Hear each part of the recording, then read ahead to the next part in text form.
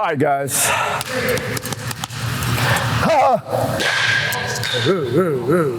Let's do it again, cut that.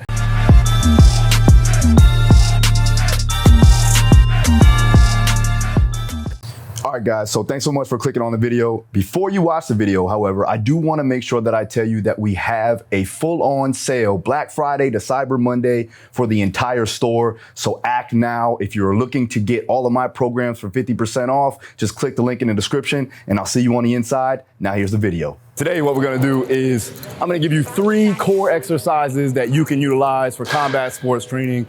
When you're talking about core and trunk, we're trying to stabilize, but we're also trying to increase the strength there to rotate and to flex and extend the trunk area. Let's get into it. Today, again, I'm gonna go over 3 core exercises that you can utilize to increase your ability to rotate through your strikes and also have flexion and extension. When you're talking about your core in general, your trunk, right? A lot of people talk about ab training, right? We're not just training the abs, that's the rectus abdominals. We're also training the obliques, right? We're also training the transverse abdominals. We're also training the erectors, right? The QL muscles. You wanna train those muscles to allow for rotation to occur, for flexion and extension to occur. Again, also to stabilize the body in positions, right? When you're stuck on the cage or when you're trying to produce force fast, at a static position, you need to make sure that you can enhance the strength qualities of those particular muscles. So I'm gonna give you 3 exercises that I like to utilize to enhance the core strengthening and stability of the trunk. So first one we're gonna do, I'm gonna basically do a coiling technique, and this is primarily thought of by the Weck method. Now, if you don't know that guy, go ahead and check him out, David Weck. Really good, in my opinion, when you're talking about trying to create that rotation and flexion to allow for any type of strike, throw pattern, any type of gait pattern running. This is going to enhance or contract those muscles, allow for that stimulus to occur, right? When we're talking about sensory motor patterns, we're trying to enhance the contractibility of the muscles so that they can fire efficiently when you're moving through those punches, those kicks, and your running pattern. So here we go. The first one we're gonna do is a basic Heisman. And what I'm gonna do is I'm gonna go ahead and get into like a hollowed position here, right? So I'm gonna be nice and locked in. From here, I'm gonna take one side arm, I'm gonna place it up. Now from there, I'm gonna take this knee, it's the same knee that I'm gonna drive to my chest. I'm gonna go ahead and I'm gonna crunch down laterally and I'm gonna pull my elbow into my hip here. I'm activating my lat, my obliques, right?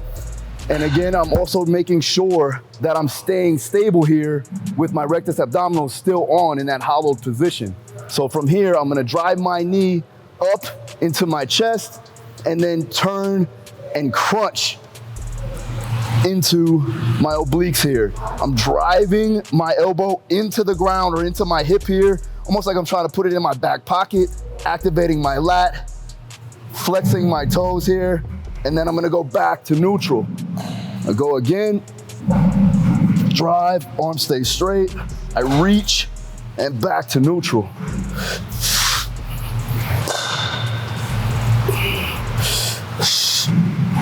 Notice I'm breathing out as I come in. Really coiling up into that position. Driving the hand, driving the elbow in.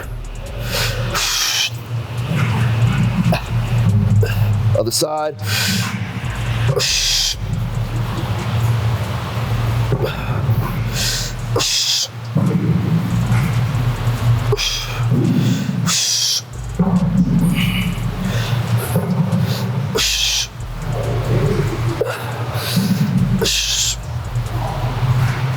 Reaching as far as I can now. Guys, so for the sets and reps, I like to call this the coiling crunch, or you can call it the Heisman. But basically what I like to do is usually around 3 to 5 repetitions.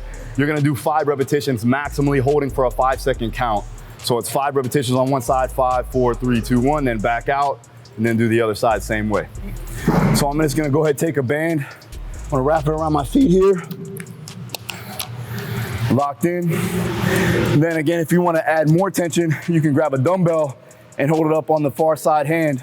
All right, but for now, what we're gonna do is we're gonna go back to that position again and flex in a hollow position. From there, Again, I'm gonna go through that crunch variation. And now I'm driving and using my hip flexors to pull my knee, but I have that resistance there on that band. So external resistance, and I'm driving in, reaching up.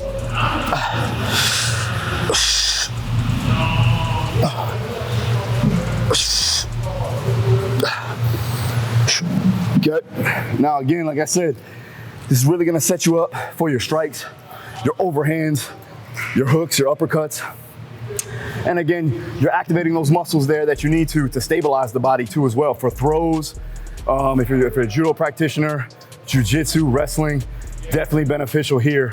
I like to utilize this, one, either in the beginning of a training session to activate the muscles appropriately for other things to occur from a dynamic standpoint, or at the end when we're trying to actually increase the strength there, work on some accessory training too as well. So again, like I said, add resistance with the band. You can add another external resistance with the dumbbell in the far side hand. All right, on to the next one. All right, so for the next one, we're gonna work primarily the rectus abdominals, but we're also gonna hit a little bit of TVA and oblique because we're gonna put the kettlebell in one arm. So it's going to be a V sit-up, right? So as I go to do the V sit-up, I'm gonna have the kettlebell in one arm locked out, locking my lat out. Again, you're working shoulder stability here, and then you're also working trunk strength. So I'm gonna go ahead, take the kettlebell, get in that front rack position, come down, press up. You want the kettlebell to rest right there on that forearm, locking your wrist in place. You're gonna create irradiation, squeeze the glutes. Then from there, you're gonna sit straight up with the kettlebell over your eyes the entire way. As I come up, it's gonna go over my head. So drive up, looking up into the ceiling, and then I'm slowly coming down.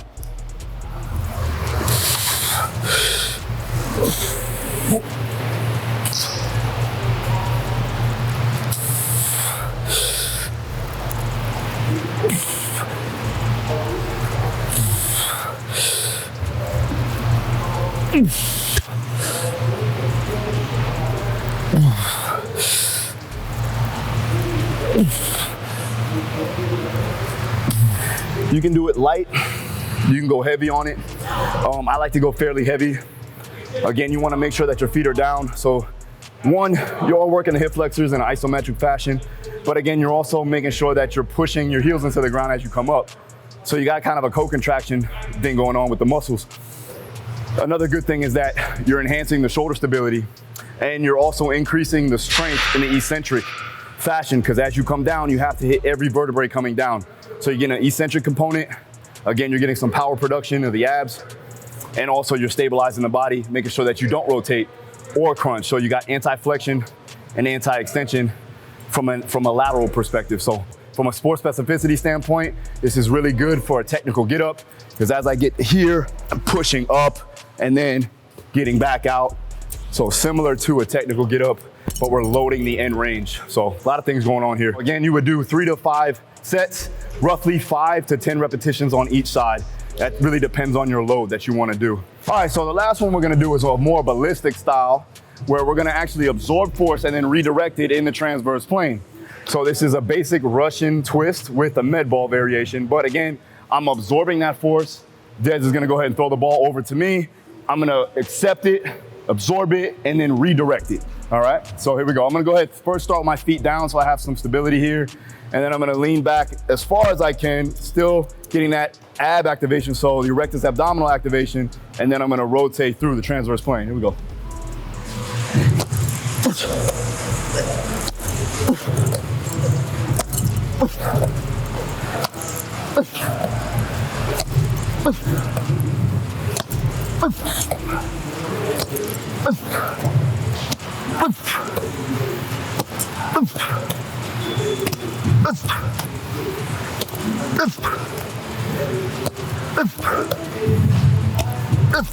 With that, we have the Russian twist with the med ball, absorbing, redirecting force, more of a ballistic style. This can be done, again, right before your training to just, again, activate, right? We're gonna activate the central nervous system. We're gonna activate those muscles to fire more efficiently when you're either gonna go ahead and do some type of skills training, or if you're gonna do some type of weight training or some type of plyometric, okay? 3 to 5 sets, roughly 5 to 10 repetitions on each side. You can progress this by bringing your feet up off the ground. Again, you can regress it by going ahead and lightening up the ball or just going body weight only. So do this at home. You can do it anywhere. All you need is a kettlebell, a med ball, and maybe a band if you don't have access to a gym, so check that out.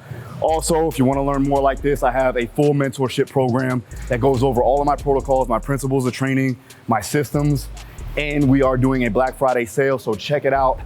For the entire store is going on till Monday. So we got Friday, Cyber Monday, letting you guys get the most out of what you can with all of my programs. Go to darustrong.com or hit the link in the description. Make sure you subscribe, hit the notification so you know when my videos come out.